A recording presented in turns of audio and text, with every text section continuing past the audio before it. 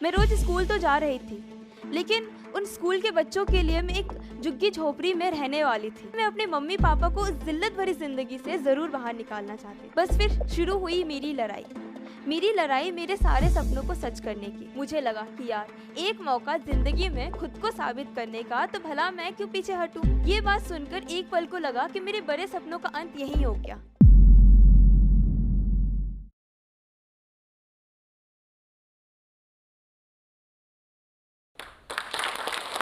Impossible, ये word तो सबने सुना है, लेकिन इसको और भी ज़्यादा ध्यान से सुनने की ज़रूरत है। ये वर्ड भी हमें चीख चीख कर कहता है आई एम पॉसिबल। इसलिए मेरी ज़िंदगी में मुझे कुछ इम्पॉसिबल नहीं लगा। हेलो दोस्तों, मेरा नाम रानी है। अभी तक मैंने अपनी 12वीं के भी एग्ज़ाम नहीं दिए हैं और एक अच्छी सी कंपनी में full time front end developer हूँ। मेरी यहाँ तक पहुँचने की कहानी शुरू होती है बिहार के छोटे से गांव पतरघट्टी से, एक ऐसी फैमिली से जहाँ पर मैंने हमेशा लड़ाई झगड़े और गरीबी देखी थी। लेकिन जब आप वास्तव में सफलता चाहते हैं तो आप कभी हार नहीं मानते। इससे कोई फ़र्क नहीं पड़ता कि स्थिति कितनी ही खराब क्यों ना हो। हम लोग बिहार के छोटे से गांव पतरघट्टी में जॉइंट फैमिली में रहते थे। घर वालों में लड़ाई झगड़े कहाँ सुनी इतनी थी कि उस घर में मेरा दम सा घुट रहा था। तो फिर इन्हीं लड़ाई झगड़ों के बीच एक दिन घर का बंटवारा हुआ। कमाई का कोई सोर्स भी अब गांव में नहीं बचा था और इसी बीच पापा की तबीयत इतनी ख़राब हो गई थी कि उनके इलाज करने के लिए भी जितने पैसे लग रहे थे वह हमारे पास नहीं थे। घर परिवार से जब मदद मांगी तो उन्होंने इनकार कर दिया। उन्हें लगा कि तुम लोग अलग हो गए तो तुम अपनी परिवार खुद संभालो। पापा अपनी हालात और परिवार के कारण इतने बेबस और हताश हो गए कि उनको खुदकुशी के अलावा कोई और रास्ता ही नहीं दिखा। लेकिन किस्मत को कुछ और ही मंजूर था। जब पापा फांसी ले रहे थे तभी उस समय चाचा जी आ गए और पापा को बचा लिया। उस टाइम पापा मम्मी को देखकर और उनका बेबस चेहरा देखकर मैंने ठान लिया कि मुझे अब अपनी मम्मी पापा को हालातों की वजह से रोने नहीं दूंगे। उनको कभी फिर किसी और के आगे झुकना नहीं पड़ेगा। पापा से जो बन रहा था पापा वह करके हमारा गुजारा कर रहे थे। लेकिन अब भी घर में वैसे ही लड़ाई झगड़े और कहासुनी थी। पापा हमारे लिए गांव छोड़कर दिल्ली आ गए और दिहाड़ी मजदूरी पे काम करने लगे। उधर गांव में मम्मी मिट्टी के बर्तन बनाकर हम सबका पेट पालने की पूरी कोशिश करती थी। लेकिन जिंदगी की समस्या ऐसी थी कि आई तो बस आती चली गई। पापा ने भी हम सबको दिल्ली बुला लिया। दिल वालों की दिल्ली हमारे लिए एकदम नई थी, लेकिन इस नए जगह का एक फ़ायदा भी था क्योंकि यहाँ पे कोई शर्म नहीं थी, ना ही कोई जानने वाला था और ना ही यहाँ पे कोई हिचकिचाहट थी। पापा दिहाड़ी मजदूरी पे काम करने लगे और मम्मी दूसरों के घर जाकर झाड़ू बर्तन पोछा का काम ले लिया। तब हम लोग झुग्गी में रहते थे, तो पापा को दिहाड़ी के 100 रुपये मिलते थे एक पर डे, और मम्मी इतने सारे लोगों के घर काम करती थी फिर जाकर उनको 3000 रुपये मिलते थे महीने के। और पापा मम्मी सुबह घर से निकलते थे और हम तीनों भाई बहन झुग्गी के पास खेला करते थे और स्कूल जाते हुए बच्चों को देखते थे जो मतलब कि इतने अच्छे से ड्रेस पहनकर स्कूल बस में बैठकर कई सारे दोस्तों के साथ हंसते हुए जाते थे। तो मेरा भी बहुत मन करता था कि मैं भी जाऊं, लेकिन कैसे? इसके लिए भी तो पैसे चाहिए थे। लेकिन मैं अपने सपनों को ज़्यादा दिन अपने मन में दबा कर नहीं रख पाई और मैंने पापा को बोल दिया कि पापा मुझे भी स्कूल जाना है। लेकिन तब मुझे नहीं पता था कि पापा कैसे करेंगे। लेकिन तब मैं ना बोलती तो शायद आज इस बात का अफसोस कर रही होती। पापा ने फिर मुझे पास के एनजीओ के स्कूल में एडमिशन दिला दिया। मैं बहुत खुश हुई। कुछ महीने पढ़ाई में भी मन लगा, लेकिन जो वो अच्छी ड्रेस पहनकर अच्छे स्कूल जाने का सपना था वो अब भी अधूरा था। उसी बीच हमारी स्कूल के प्रिंसिपल कुछ बच्चों को दिल्ली पब्लिक स्कूल में एडमिशन दिला रही थी, तो मैंने भी पापा से ज़िद की और पापा ने मुझे भी टीचर के साथ जाकर मेरा भी एडमिशन दिला दिया। मैं बहुत खुश हुई। अच्छा स्कूल और अच्छा एनजीओ तो मिल गया, ख्वाबों को पंख तो मिल गए, लेकिन मेरा कोई दोस्त बनने को तैयार ही नहीं था उस स्कूल में। बिकॉज दुनिया आपको हमेशा आपके दिखने, आप कहाँ से आते हो, इस पर जज करती है। मैं रोज़ स्कूल तो जा रही थी, लेकिन उन स्कूल के बच्चों के लिए मैं एक झुग्गी झोपड़ी में रहने वाली थी। कई बार तो मुझे इस बात का एहसास भी दिला दिया जाता था तो मैं इस वजह से मेरा पढ़ाई में भी मन नहीं लग रहा था। मैं बहुत शांत शांत और अकेली पड़ गई थी। जब मेरा रिजल्ट आया और मैं बहुत कम मार्क्स से पास हुई, टीचर्स ने मम्मी पापा को बुलाकर लाने को बोल दिया। ये बात सुनकर मेरा हालात इतना ख़राब हो गया कि मुझे कुछ समझ नहीं आ रहा था कि मैं क्या करूं। मुझे बस याद आ रहा था कि पापा ने किस तरीके से मेरे को एडमिशन दिलाया था। मैंने अपने पापा से कितनी ज़िद की थी। कहते हैं ना, सबकी ज़िंदगी में एक ना एक पल ऐसा आता है कि मन करता है कि हार मान जाऊँ, ये अपने सपनों को देखना ही बंद कर दूँ। लेकिन नया और अलग वही लोग करते हैं जो उस पल को अपनी लाइफ का टर्निंग पॉइंट बना लेते हैं। मैंने भी अपनी लाइफ का टर्निंग पॉइंट बना लिया। मैं घर गई, किताब निकाला और पढ़ने बैठ गई। पेरेंट्स को कुछ भी नहीं बोला कि आप लोगों को टीचर्स ने बुलाया है। उसी बीच मेरा इंग्लिश का डिक्टेशन था। मैं सारा याद करके गई थी। डिक्टेशन हुआ और मेरे सारे वर्ड सही निकले। टीचर्स को लगा कि मैंने चीटिंग की है। मैंने भी टीचर्स को बोल दिया, अगर मैंने चीटिंग की है तो आप अपने सामने डिक्टेशन लेकर देख लीजिए। उन्होंने लिया और तब भी सारे वर्ड सही निकले। तो उन्होंने मेरे अंदर गजब का चेंज देखा कि जो लड़की कल तक अकेले और शांत शांत सी रहती थी, आज वह मुझसे यह कह रही है। उनको भी मेरे ऊपर यकीन हो गया। बस फिर शुरू हुई मेरी लड़ाई मेरे सारे सपनों को सच करने की।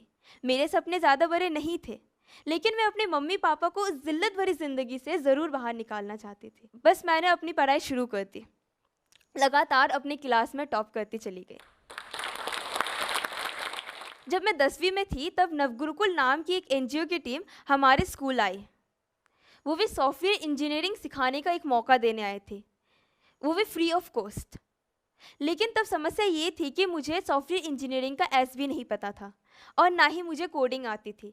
जब उन्होंने सारे बच्चों से पूछा कि कौन कौन कोडिंग सीखना चाहता है, तो बहुत सारे लड़कों ने हाथ उठाया, पर लड़कियों में से किसी ने भी हाथ नहीं उठाया। फिर मैंने बहुत सोच समझकर अपना हाथ उठाया। मुझे लगा कि यार, एक मौका ज़िंदगी में खुद को साबित करने का, तो भला मैं क्यों पीछे हटूं। फिर मैंने भी अपना हाथ उठा दिया। मेरे साथ साथ और भी लड़कियों ने हाथ उठाया। अब अगला चैलेंज था, घर वालों को कैसे मनाऊं। लेकिन कहते हैं ना, कोशिश करने वालों की कभी हार नहीं होती है। तो मैंने घर वालों को बहुत समझाया और बहुत बार समझाने पे समझ भी गए। लेकिन घर वालों के लिए भी ये डिसीजन उतना ही मुश्किल था जितना मेरे लिए, क्योंकि हमें ट्रेनिंग के लिए उनके गुड़गांव कैंपस में ही रहकर करना था, तो उनका डरना लाजमी था। लेकिन मैंने उनको भी मना लिया और मैं गुड़गांव कैंपस में जाकर अपना ट्रेनिंग शुरू कर दी। 3 महीने गुड़गांव में रहने के बाद खबर आई कि हमारा कैंपस बेंगलोर शिफ्ट हो रहा है। ये बात सुनकर एक पल को लगा कि मेरे बड़े सपनों का अंत यहीं हो गया, क्योंकि मुझे पता था कि मेरे पेरेंट्स मुझे कभी अकेले जाने नहीं देंगे। लेकिन फिर भी मेरे मन में वही बात याद आ रही थी कि कोशिश करने वालों की कभी हार नहीं होती। मैंने पापा को जाकर बोला कि पापा, अब मुझे बेंगलोर जाना है। लेकिन जैसा सोचा था कि पापा मना कर देंगे, वैसा ही हुआ। तो मैं बहुत परेशान हो गई कि अब मैं क्या करूं। जब मेरा कैंपस बेंगलोर शिफ्ट हो रहा था, तब मेरा 10th का एग्ज़ाम भी था। तब मैं बेंगलोर नहीं गई, एग्ज़ाम देने के लिए रुक गई और मेरे साथ 2 लड़की और भी रुक गई। हम तीनों ने एग्ज़ाम दिया और फिर एग्ज़ाम के बाद मैंने पापा को बोला कि पापा, अब मैं अकेली नहीं हूँ, मेरे साथ 2 लड़की और है। तो पापा ने हाँ कर दी, लेकिन इस शर्त पे कि वही हम तीनों को बेंगलोर छोड़कर आएंगे और कैंपस अपने आँखों से देखेंगे।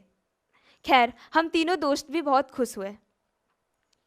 तो पापा बेंगलोर गए, हम तीनों को छोड़ा, कैंपस देखा और तसल्ली करी और फिर वापस आ गए।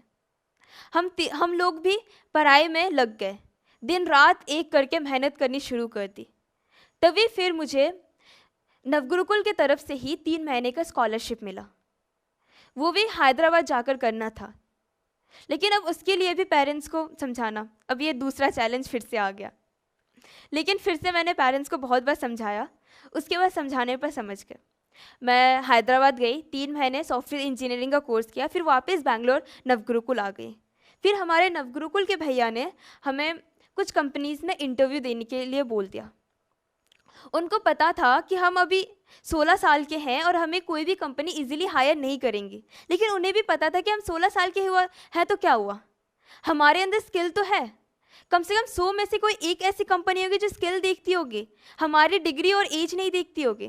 तो बस फिर हम भी इंटरव्यू में लग गए, इंटरव्यू देते रहे और हर बार रिजेक्ट होते गए। लेकिन हर बार कुछ ना कुछ नया सीखने को मिलता था। उसी बीच मेरे पापा ने मुझे दिल्ली बुला लिया। उन्होंने बोला कि तुम्हारा जॉब नहीं लग रहा है तो तुम अपना 12th का एग्ज़ाम दे दो, फिर जॉब के लिए सोचना।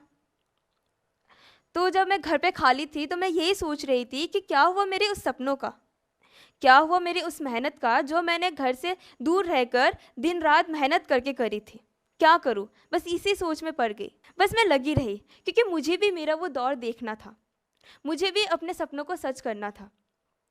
तो मैंने दिल्ली में ही रहकर कुछ जॉब्स के लिए अप्लाई कर दिया। एक नहीं, दो नहीं, कम से कम 20 जगह अप्लाई किया, लेकिन हर बार रिजेक्ट होती गई, क्योंकि हर कोई आपको आपकी एज की वजह से रिजेक्ट कर देता है। लेकिन फिर भी मैं ट्राई करती रही। तो एक नहीं, दो नहीं, कम से कम 20 जगह ट्राई किया। 20 बार किया तो क्या हुआ, ना ही यहाँ पे गिनती 20 है और ना ही यहाँ पे कंपनी 20 है। बस फिर मैं लगी रही, ट्राई करती रही, और लगातार मेहनत के दम पर मुझे एक कंपनी ने जॉब के लिए हाँ कर दी। लेकिन मैं तब भी 18 साल की नहीं हुई थी। तो उस कंपनी में मैंने एज अ इंटर्न 4 महीने काम किया। 18 साल होने के बाद मुझे कंपनी ने as a full time employee के रूप में हायर कर लिया। आज मैंने अपनी मेहनत के दम पर अपने मम्मी पापा को उस जिल्लत भरी ज़िंदगी से बाहर निकाल ही लिया है। तो जब मैं आज मम्मी पापा को खुश देखती हूँ ना, तो मुझे बहुत अच्छा लगता है, खुद पे गर्व फील होता है। तो क्या कभी किसी ने सोचा था कि पिछड़े गांव से आई हुई लड़की, गरीब परिवार की लड़की, अपने पैरों पे खड़े होकर सिर्फ 18 साल की उम्र में अपनी परिवार की जिम्मेदारी संभाल रही होगी? नहीं सोचा था। यह मैंने सोचा था, यह मेरा सपना था, इसलिए मैंने इसे पूरा किया। जिंदगी हमेशा आपके सोचने पर चलती है, दूसरों के सोचने पर नहीं चलती। सबकी ज़िंदगी में मुश्किलें आती है, मेरी ज़िंदगी में भी मुश्किलें आई, आपकी ज़िंदगी में भी मुश्किलें आएंगे, पर कोई जादू नहीं होगा। आपको अपने सपने खुद साकार करने होंगे। इसलिए आगे बढ़ो, मेहनत करो और अपने सपनों को साकार करो। Thank you. इस वीडियो के बारे में अपनी राय नीचे कमेंट सेक्शन में हमें बताएं और अपने दोस्तों के साथ ये वीडियो शेयर करना ना भूलें।